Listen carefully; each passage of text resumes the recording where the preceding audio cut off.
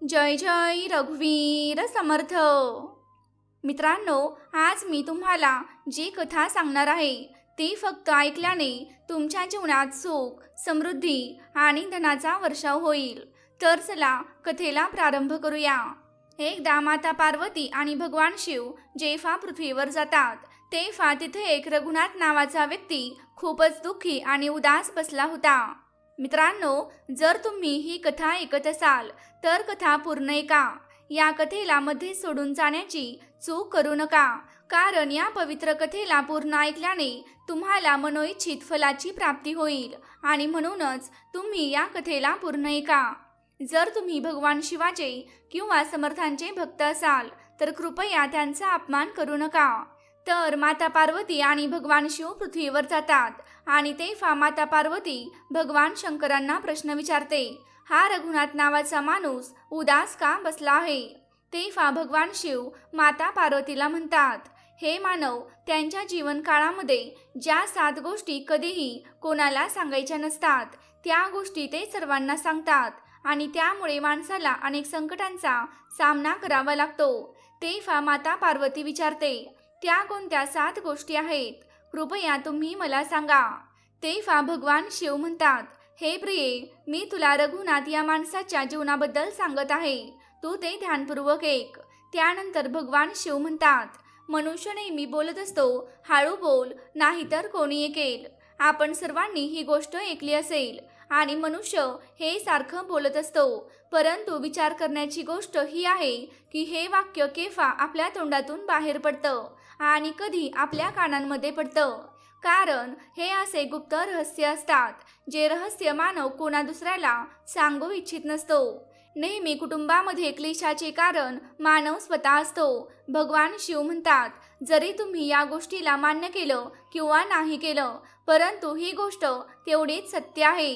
कारण नकळतपणे किंवा कुठल्या तरी ओघामध्ये येऊन मानव स्वतः ती गोष्ट दुसऱ्याला सांगतो, जी गोष्ट आपण दुसऱ्याला कधीही सांगू नये, आणि हेच त्याच्या दुःखाचे कारण बनतं. कुटुंबामध्ये भांडणाचे कारण सुद्धा हेच बनत असतं आणि त्यानंतर त्या माणसाला त्या गोष्टीचा पश्चाताप करावा लागतो.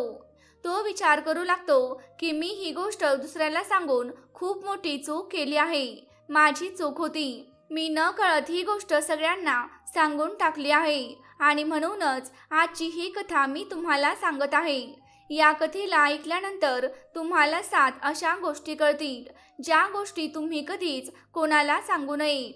या ज्या 7 गोष्टी आहेत त्या कोणत्या आहेत, त्या कोणाला का सांगायच्या नाहीत, यामागील तर्कसुद्धा मी तुम्हाला सांगणार आहे. आता भगवान शिव एका शिवशिष्याचे रूप धारण करून रघुनाथच्या शेजारच्या गावात गेले. रघुनाथ नावाचा तो युवक खूपच गरीब होता. त्याच्याकडे काहीच पैसे नव्हते. 2 वेळाचं अन्न सुद्धा त्याला खूपच मुश्किलीने मिळायचं. दिवस रात्र तो कामाच्या शोधात इकडे तिकडे फिरायचा आणि इतकं करूनही त्याला कुठेही काम मिळत नव्हतं. मग एके दिवशी त्याने त्याच्या पत्नीला त्याची ही सर्व समस्या सांगितली. त्याने त्याच्या पत्नीला सांगितलं, मी जिथे कुठे काम बघण्यासाठी जातो तेव्हा प्रत्येक जण मला हे म्हणून काम देत नाही की आमच्याकडे कामगाराची काहीच गरज नाही. आता मी काम शोधून शोधून पूर्णपणे थकून गेलो आहे. मला आता हे समजत नाही की मी तुमचं पालनपोषण कसं करू, आपल्या मुलांची काळजी कशा प्रकारे घेऊ, आणि ही चिंता मला दिवस रात्र खूपच सतावत आहे. हे ऐकून त्याच्या पत्नीने काही विचार केला आणि ती म्हणाली, तुम्ही एका माणसाकडे फक्त एकच वेळा काम मागण्यासाठी जाता आणि जेव्हा तो तुम्हाला काम देत नाही तेव्हा तुम्ही पुन्हा त्याच्याकडे जातच नाही. जर तुम्हाला त्याच्याकडून काम मिळवायचं असेल मग तुम्हाला त्यांच्याकडून सहानुभूती मिळवायला लागेल. तुम्हाला तुमची गरिबी त्याला दाखवावी लागेल. त्यामुळे ते लोक तुमची मजबुरी समजून तुम्हाला त्यांच्याकडे कामावर ठेवतील आणि म्हणूनच तुम्ही लाज न बाळगता त्यांना तुमची मजबुरी सांगा, तुमची गरिबी सांगा. हाच उपाय केल्यामुळे तुम्हाला काम मिळू शकते. पत्नीचं हे बोलणं रघुनाथला चांगल्या प्रकारे समजलं. पुढच्या दिवशी रघुनाथ त्याच शेठजवळ गेला ज्याच्याकडे तो मागच्या दिवशी काम मागण्यासाठी गेला होता. परंतु यावेळी रघुनाथने त्या शेठजवळ हात जोडून प्रार्थना केली. त्याला विनंती केली, मी खूप गरीब आहे आणि मला कामाची खूप जास्त गरज आहे. तुम्ही जे काही काम मला सांगाल ते मी पूर्ण मेहनतीने करेन, परंतु कृपा करून तुम्ही मला तुमच्या इथे कामावर ठेवा. रघुनाथची ही अवस्था पाहून त्या शेठने रघुनाथला त्याच्याजवळ कामावर ठेवले. रघुनाथ आता रोजच्या रोज त्या शेठजवळ कामावर जाऊ लागला. रघुनाथ आतून दर खुश होता की त्याला काम मिळालं आहे, परंतु त्याला मिळणारं वेतन हे बाकीच्यांपेक्षा खूपच कमी होतं.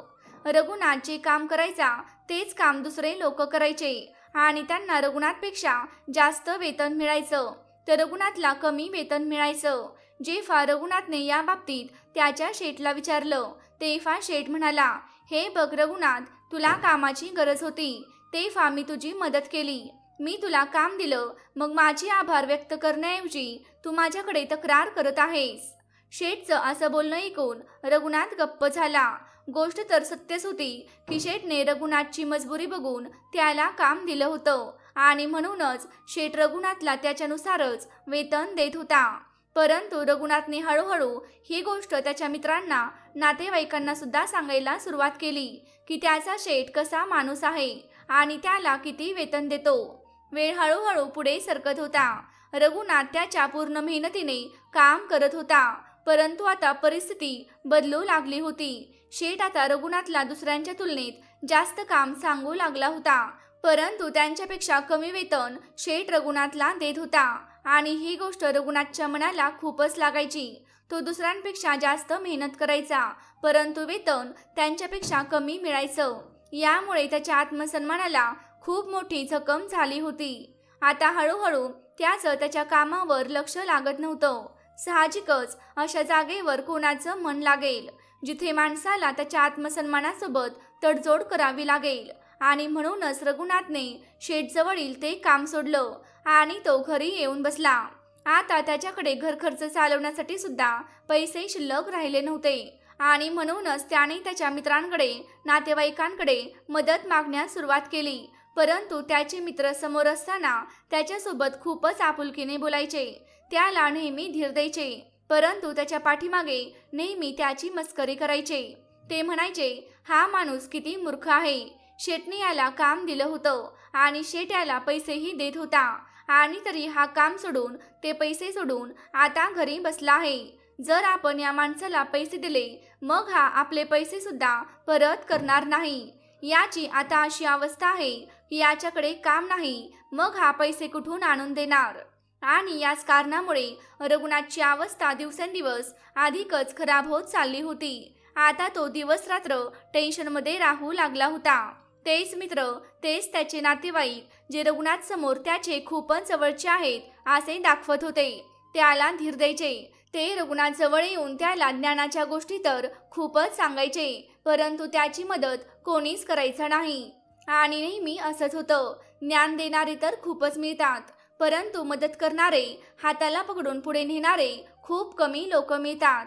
एके दिवशी रघुनाथला ही बातमी मिळाली की शेजारच्या गावामध्ये एक शिवशिष्य आला आहे जो खूपच ज्ञानी आहे. रघुनाथ इतक्या टेन्शनमध्ये होता की त्याला पुढे कुठेच मार्ग दिसत नव्हता आणि म्हणूनच नकळतपणे तो त्या शिवशिष्याजवळ जाऊन पोहोचतो. तिथे गेल्यावर तो लगेचच शिवशिष्याचे चरण पकडतो आणि रडू लागतो. तो रडत रडत शिवशिष्याला त्याची सर्व अडचण सांगतो. तो सांगतो की कशा प्रकारे त्याच्या शेठने त्याचा फायदा उचलला आहे आणि त्याचे मित्र, नातेवाईक सुद्धा त्याच्यासोबत कसे वागतात. हे सर्व काही रघुनाथने त्या शिवशिष्याला सांगितलं. हे सर्व ऐकून शिवशिष्याने रघुनाथला शांत करत म्हणाला, हे पुत्र, या सर्व अडचणी तुझ्या मूर्खपणामुळेच उपस्थित झाल्या आहेत. जर तुझ्यामध्ये विवेक असता तर यामधील एकही समस्या तुला धोका देऊ शकली नसती, परंतु तू तुझ्या अविवेकामुळे, तुझ्या मूर्खपणामुळे स्वतःच तुझ्या मार्गामध्ये काटे पेरलेस. आज मी तुला 7 गोष्टी सांगत आहे ज्या चुकूनही तू दुसऱ्या कोणाला सांगू नकोस आणि या गोष्टींचा तू तुझ्या आयुष्यात अनुसरण कर, ज्यामुळे तू तुझ्या या दुःखांना दूर करू शकतोस, जे दुःख कारण नसताना या दुनियेमुळे तुला मिळत आहे. पहिली गोष्ट जी कोणालाही सांगू नये ती आहे आपली स्वतःची मजबुरी. आपल्या मजबुरीचा देखावा करून दुसऱ्यांच्या दयेचे पात्र बनून त्यांची मदत घेण्याची चूक कधीच करू नका. असं होऊ शकतं की आज ते तुमची मजबुरी पाहून तुम्हाला मदत करतील, परंतु उद्या ते तुमचा फायदा घ्यायला सुद्धा चुकणार नाहीत. आणि जर त्यांनी तुमचा फायदा घेतला नाही तरी ते दुसऱ्यांजवळ तुमची मस्करी करायला कधीच चुकणार नाहीत. आणि म्हणूनच कधीही तुमच्या मजबुरीचा दिखावा करू नकोस. जर घरामध्ये 2 सुक्या भाकऱ्या असतील तर त्या खाऊन झोप, परंतु दुसऱ्यांना या गोष्टीची थोडीशी सुद्धा चाहूल लागली नाही पाहिजे. तुम्हीच विचार करा, मजबुरी सांगण्याचा उद्देश काय असू शकतो. एका माणसाचा दुसऱ्याकडून मदत मिळवण्याचा हेतू असू शकतो किंवा कोणती आर्थिक मदत मिळवण्याचा हेतू असू शकतो, परंतु दोन्हीही परिस्थितींमध्ये समोरील माणूस तुमचा फायदा घेण्यापासून चुकणार नाही. आणि जरी त्यांनी तुमचा फायदा घेतला नाही तरी तो त्याच्या नजरेत तुम्हाला मूर्ख समजेल आणि दुसऱ्यांसमोर तुमची मस्करी तर नक्कीच करेल. आणि म्हणूनच तुमच्या मजबुरीबद्दल कधीच कोणाला सांगू नका. दुसरी गोष्ट जी कधीच कोणाला सांगू नये ती आहे आपल्या भूतकाळातील चुका आणि भविष्यातील प्लॅनिंग. मित्रांनो, जरा विचार करा, जर आपण आपल्या भूतकाळातील चुका दुसऱ्याला सांगत असू तर त्याचा काय प्रभाव पडू शकतो. त्या चुका सुधारल्या तर जाऊ शकत नाहीत. मग अशा वेळी या गोष्टी सांगण्याचा उद्देश काय असू शकतो. तुम्ही तुमच्या चुका स्वतःहून या जगाला सांगत आहात आणि यामुळे त्या माणसाच्या दृष्टिकोनात तुमचं एक चरित्र निर्माण होईल आणि तो माणूस भविष्यात तुम्हाला नेहमी त्याच दृष्टिकोनातून पाहत राहील. आणि म्हणूनच कुठल्याही व्यक्तीच्या दृष्टिकोनात तुमचं चुकीचं चरित्र निर्माण होऊ देऊ नका. आणि जरा विचार करा, तुम्ही भविष्यातील योजना उगाच दुसऱ्यांना सांगत आहात. जे लोक तुमच्या कामाचा काहीच हिस्सा नाहीत अशा लोकांसमोर आपल्या भविष्यातील प्लॅनिंग सांगण्याचा काय फायदा असू शकतो. ते लोक तुमची मदत तर करणार नाहीत, परंतु तुमच्या भविष्यातील प्लॅनिंगमध्ये अडचण नक्कीच बनू शकतात. तुम्ही स्वतः तुमच्या बुद्धीचा वापर करा आणि विचार करा की तुमच्या बाबतीत सुद्धा असं घडलं आहे का की तुम्ही तुमच्या भविष्यातील एखादी प्लॅनिंग दुसऱ्याला सांगितली आहे आणि ती गोष्ट घडलीच नाही. मी खात्रीने सांगते की असं नक्कीच घडलं असेल. व्यवस्थित विचार करा. तिसरी गोष्ट जी दुसऱ्या कोणालाही सांगू नये ती आहे घरातील गोष्ट. मित्रांनो, जे काही आपल्या घरामध्ये आपापसात जे काही बोलणं होतं, आपण आपल्या आईवडिलांसोबत, बायकोसोबत किंवा मुलांसोबत जे काही बोलतो ते आपल्या कुटुंबापुरतंच मर्यादित राहायला हवं.